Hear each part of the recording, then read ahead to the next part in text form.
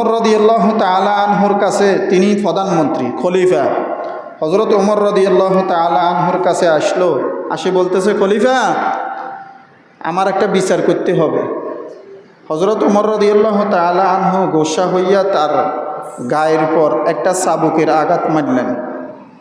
আঘাত মেরে বলতেছে, যখন বিচারের কার্যক্রম আমি শুরু করি তখন তোমরা আসো না, আর যখন আমি অন্য কাজে ব্যস্ত থাকি তখন তোমরা আসো বিচারের জন্য। এ কথা বলে একটা আঘাত করলেন। কয়টা আঘাত? একটা আঘাত করলেন। একটা আঘাত করার পর ওই লোকটা চলে গেল। ওই লোকটা কি তার গ্রামে চলে গেল। হযরত ওমর রাদিয়াল্লাহু তাআলা আনহু কিছুক্ষণ পর তার ভুলটা বুঝতে পারলেন। ভুলটা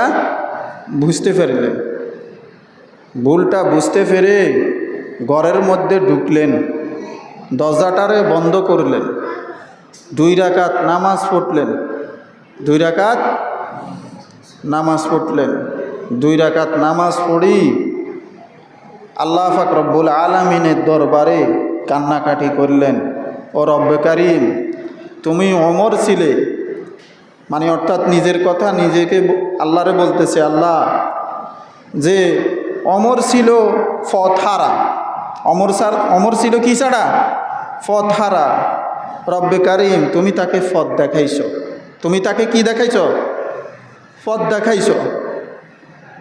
নিজের প্রতি নিজে বর্চনা করলেন, আল্লাহ পাক রব্বুল আলামিনের কাছে কান্দাকাটি করলেন আর বললেন, রব্বে কারীম, আমি যে তারে একটা চাবুকের আঘাত মারলাম, কিয়ামতের ময়দানে রব্বে কারীম আমি কি জবাব দেব? এ কথা বলে বলে নামাজ পড়ি কান্নাকাটি করলেন। আর পরে ওই ব্যক্তির কাছে যাইয়া বলতেছে, আমি তোমাকে একটি আঘাত করছিলাম চাবুক দিয়া, তুমিও আমাকে একটি আঘাত করে দাও, একটি আঘাত করে দাও চাবুক দিয়া, আমাকে মারো, একটি আঘাত করো। এটা কে বলছে? কথা বলেন, এটা কে বলছে? সাধারণ কোনো মেম্বার? কথা বলেন, মেম্বার? বুঝি মেম্বার কল্লারা লাড়েন কা, কথা বুঝেন না কা? এ কি মেম্বার? চৌকিদার, চেয়ারম্যান, এমপি, সাধারণ কোনো মন্ত্রী? কে? প্রধানমন্ত্রী।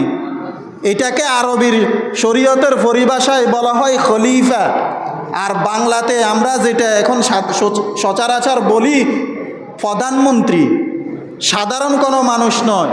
সে বলতেছে কি, আমি যে তোমাকে আঘাত করছিলাম একটি আঘাত, ওই আঘাতের বিনিময় আমাকেও একটি আঘাত করো, আমাকেও একটি কি করো?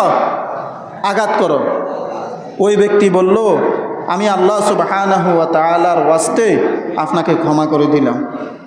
সুবহানাল্লাহ, আপনাকে কি করে দিলাম? ক্ষমা করে দিলাম। যাদের বয়স 70, যাদের বয়স 80, যাদের বয়স 90, আপনারা তো আমাদের থেকে অনেক বয়সের দিক দিয়ে বড় বড় না? এই দেশের মধ্যে বহুত এমপি মন্ত্রী গুজারি গেছে, অতিবাহিত হয়ে গেছে। কে কিভাবে দেশ চালাইছেন সেটা আপনারা জানেন না? জানেন কি না? আমাদের থেকে আপনারা অনেক বেশি এই ব্যাপারে, অন্তত এই ব্যাপারে ভালো জানেন।